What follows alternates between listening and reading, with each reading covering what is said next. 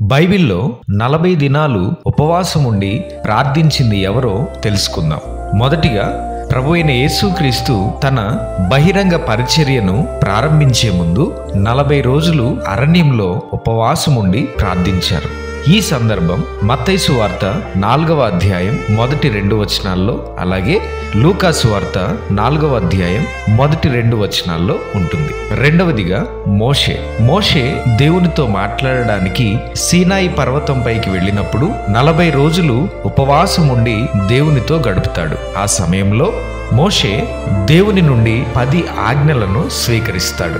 ఈ సందర్భం నిర్గమకాండం 34వ అధ్యాయం 28వ వచనంలో ఉంది. తరువాత మోషే ఇశ్రాయేలీలు దేవునికి వ్యతిరేకంగా చేసిన పాపాన్ని బట్టి మరో 40 రోజులు ఉపవాసం ఉండి దేవుని కనికరం కొరకు ప్రార్థించాడు. ఈ సందర్భం ద్వితీయోపదేశకాండము 9వ అధ్యాయం 9వ వచనంలోను మరియు 18వ వచనంలోను ఉంటుంది. మూడవదిగా ఏలియా ప్రవక్త కూడా 40 రోజులు ఉపవాసంతో ప్రయాణించి దేవుని పర్వతమైన హోరేబు చేరుకుంటాడు.